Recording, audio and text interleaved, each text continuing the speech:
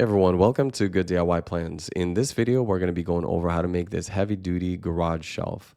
So this shelf allows you to take advantage of all of the vertical space of the garage. That way your items are not all over the floor. And this is heavy duty because we are adding some additional 2x4s here to reinforce the frames of the shelf. That way it can hold massive amounts of weight. So this shelf has already been built by hundreds of people and 15 of them chose to review it. So we have 4.8 stars for the overall design, which is really solid. The overall dimensions are 72 inches tall, it is 24 inches deep, and 198 inches long. This is if you put two of these units side by side. The other dimensions you see here, 19, 19, and 22, these are adjustable and they can be adjusted based on your actual need for the shelf. We'll go over that in just a moment. So where do you put these shelves? Well, if you have a single car garage, you can put it typically along the side of the garage, usually just on one side because you still want to be able to open and close your car doors, right? If you have a double car garage, well, you have more options. These tend to be deeper, so you can put the shelf towards the back or you can put it on the sides. Or in some cases, you can actually have all three, which means you're going to have just a massive amount of vertical storage. So, okay, all right, let's go into how to actually make this. So the first step would be to make these shelf frames. These are going to be made out of two 96-inch 2x4s. And typically these are sold just a little bit longer. That way you can trim off the ends here. That way everything is nice and square and flush. And then you're going to need three 21-inch 2x4s. So you're going to place one in the center and then two on the ends. So to connect all of this together, use 2.5 or 3.5 inch screws. And I definitely recommend that you pre-drill or countersink these. So pre-drilling prevents the wood from splitting. And then this way you're going to have a much stronger shelf. And it also helps to guide the screw into the correct place. Also, if you want it to be extra rigid, you can add some wood glue as well. So the next step would be to add a plywood sheet directly on top of this. So if you're going to be using 1/2 inch thick plywood, you're going to need a sheet that is 96 by 24. And that comes directly from a full plywood sheet. So a full plywood sheet is sold 48 inches by 96 inches. And you can cut it directly down the center or have Home Depot or Lowe's cut it for you while you're there.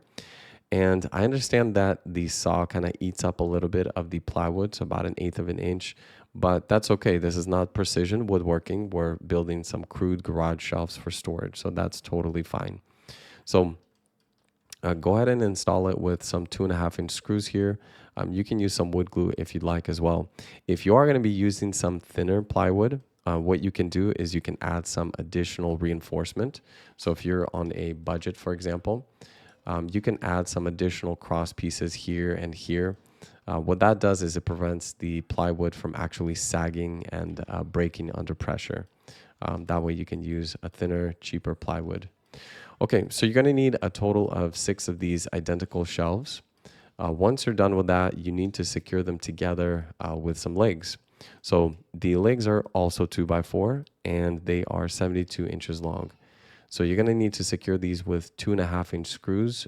And why 2.5? Well, you don't want it poking through to the other side. So if it pokes through, it can hurt somebody. So use 2.5 inch screws, pre-drill and countersink that as well. And the spacing that you see here, this is where it can be adjusted. So what I would do before actually building these is go and check what you're going to be storing at the most bottom shelf. So if you're going to have like a large cooler or an air compressor, or something that's going to be tall, you got to make sure that it's actually going to be able to fit there.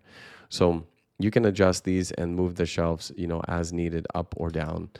That way you can secure it in the right place. So once you've got that established, go ahead and add the upper legs here. So in the same exact way, secure everything together. And now go ahead and make the second unit. So you're going to have 2 identical units. Once you've got that, go ahead and place them in their final kind of resting place in your garage, and then just secure these 2 together. So you can use some 2.5 inch screws to go directly through the legs here and then connect those together. You don't need glue at this point, so just go ahead and secure those together. Use 2.5 inch screws so they don't poke through to the other side. And next, we're going to reinforce it. This is what makes it heavy duty. So here you're going to need some 2x4s that are 19 inches long and then some that are 22 inches long. So 8 of these and 8 of these. So let's see how these actually work. So the blue ones, the longer ones, are going to go on the bottom here, and then the 19-inch ones go here. So the way that these add additional reinforcement is the 2x4 is actually going to support the entire frame, both the cross piece here and then this main piece. And all of the weight is being transferred down into this 2x4. Now, if we just left that and didn't include this blue one, for example, what would happen is all the weight would be on the 2 screws here, which would be a disaster, right? So you definitely need the blue parts here as well. This way, the weight is getting transferred all the way down to the actual ground. And your shelves can hold like an absolute massive amount of weight like this. So you would need to use 2.5-inch screws for this. So go ahead and secure those together. Use some wood glue. Now, the reason why we left the upper ones here empty, you could obviously, add some there as well. But the reason why we're leaving those empty is because typically the heavier items are going to be stored at the bottom here. So all of your, car parts and, your rice bags or whatever you're going to be putting here. You don't want to put all those super heavy things on top because what if they fall? That's some heavy stuff falling, right? So you want to put the lighter things on top. But of course, you can reinforce that as well. Okay, the next big thing is you need to reinforce these, or you need to secure these to the wall directly.